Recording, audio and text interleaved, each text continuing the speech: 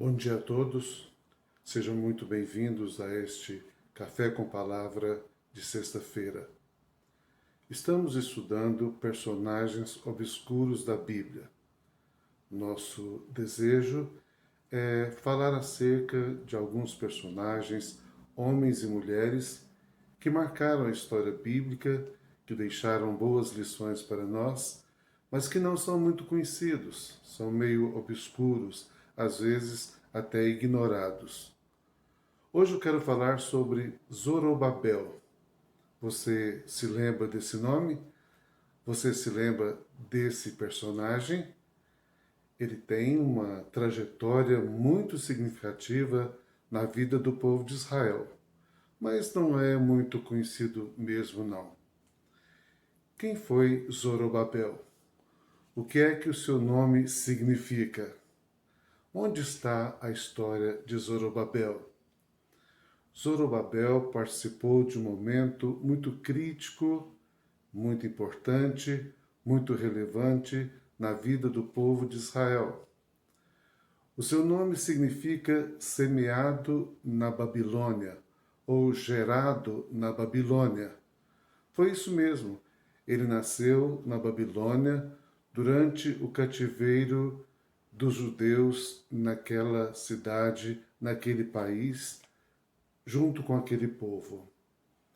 E agora, depois de 70 anos de escravidão, depois de 70 anos de cativeiro, Deus começa a trabalhar para que eles retornem a Jerusalém. Havia sido prometido que esse cativeiro duraria apenas 70 anos. E agora havia chegado a hora para que então eles descessem para a sua terra natal. Então a Bíblia diz que Deus despertou o espírito do rei de Ciro. E esse rei, mesmo sendo pagão, não sendo judeu, foi despertado pelo Espírito Santo para, naquele momento, ser um colaborador, para, naquele momento, ser um articulador da descida dos judeus para Jerusalém. É nesse contexto, então, que nós vamos ver o nosso personagem de hoje, Zorobabel. Houve 3 descidas do povo de Israel para a volta em Jerusalém. A primeira foi liderada por Zorobabel.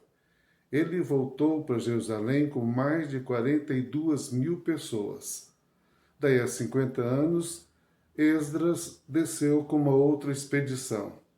E 11 anos depois de Esdras, Neemias desceu com outro grupo, completando assim o tempo em que Jerusalém e o templo e os muros seriam reconstruídos. O nosso personagem Zorobabel é um personagem, então, que fez a primeira expedição, um grande líder, o líder daquele primeiro momento, um grande momento em que Ciro os liberou para descer até Jerusalém. A Bíblia diz que Ciro devolveu a eles tudo o que Nabucodonosor havia levado cativo para Babilônia. A Bíblia diz que muitas pessoas colaboraram. Então, esse povo que desce com Zorobabel, essas mais de 42 mil pessoas, como eu disse, volta bem preparado, volta bem munido para uma grande obra naquele lugar, naquele espaço, naquela cidade, naquela nação. Eu vou ler apenas um pequeno texto, apenas uma parte de 2 versículos que está no livro de Ageu, capítulo 1, versos 13 e 14, que diz assim: Então Ageu, o enviado do Senhor, falou ao povo segundo a mensagem do Senhor, dizendo: Eu sou convosco, diz o Senhor. O Senhor despertou o espírito de Zorobabel, governador de Judá, e o espírito do resto de todo o povo.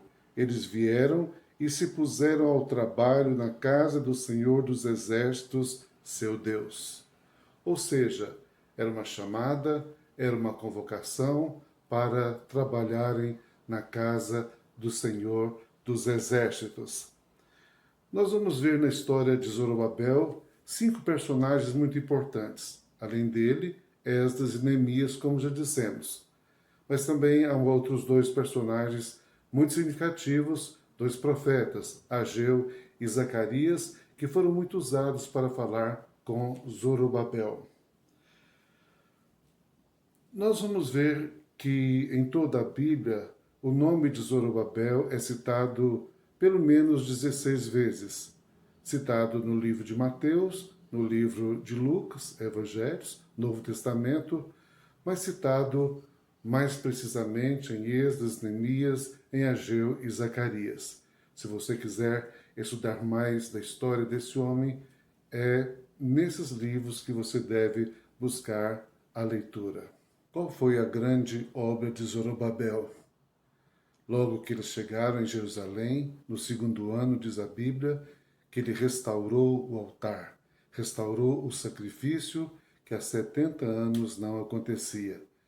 Isso significa que ele era um homem de oração, um homem de adoração, um homem cujo coração estava voltado para Deus. Mas ele foi principalmente usado para a reconstrução dos alicerces do templo em Jerusalém. Então ele foi um grande reconstrutor de alicerces.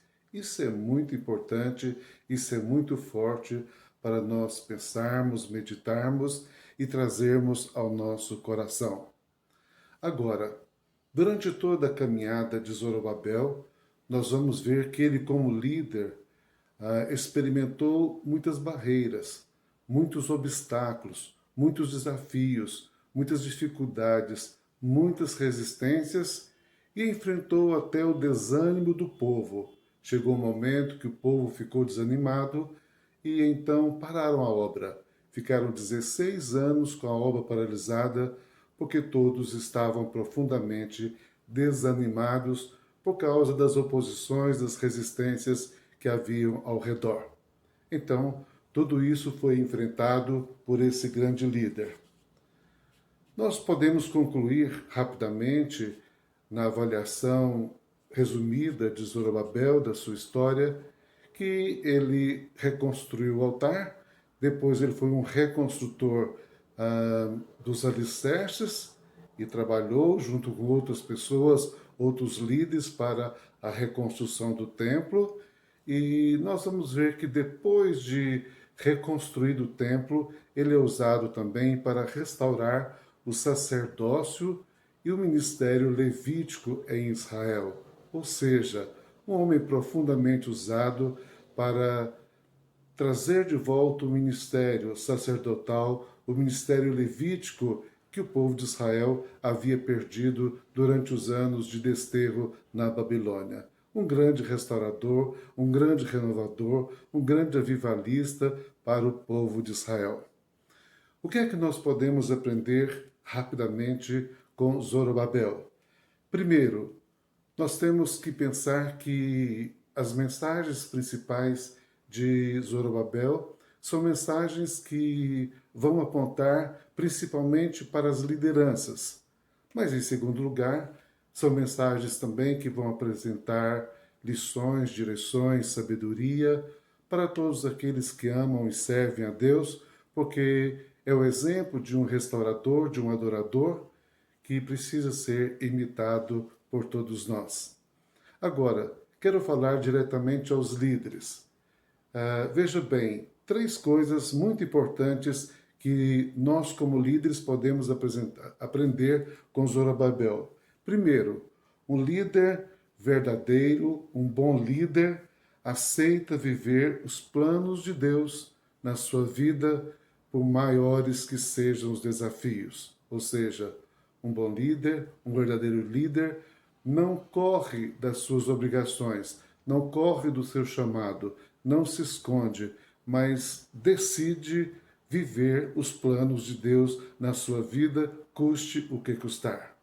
Em segundo lugar, nós podemos aprender, como líderes que nós somos, que Zorobabel nos deixa a lição de que um líder precisa ser orientado por Deus naquilo que ele faz. Ele não pode ser autossuficiente. Ele não pode pensar que ele sabe todas as coisas.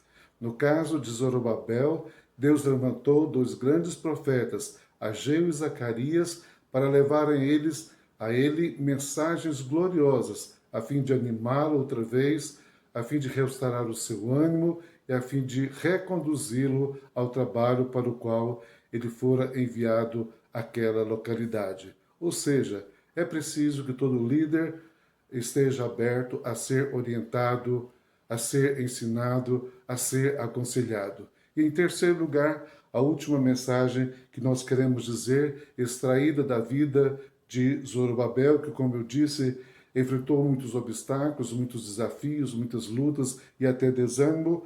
A última coisa que eu quero salientar é que um líder verdadeiro, a exemplo de Zorobabel, cumpre cabalmente a sua missão. Não retrocede, não desiste, não para, ainda que esteja difícil demais, ainda que não se compreendam as circunstâncias. O verdadeiro líder, o líder completo, chamado e escolhido pelo Senhor, cumpre verdadeiramente a sua missão e luta as suas batalhas, crendo na vitória de Deus. Não permita que as circunstâncias te desanimem. Não permita que as lutas façam com que você retroceda.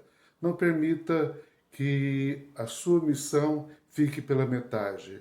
Mas olhe para a história de Zorobabel e aprenda com ele a ser um líder eficiente, um líder completo, um líder que tem problemas, que tem dificuldades, que é homem, que tem sua humanidade, mas que, enfim, vence e alcança todos os seus objetivos e cumpre cabalmente a sua missão na terra e no meio do povo de Deus. Que o Senhor te abençoe, te renove e faça de você um restaurador como Zorobabel, em nome de Jesus. Amém.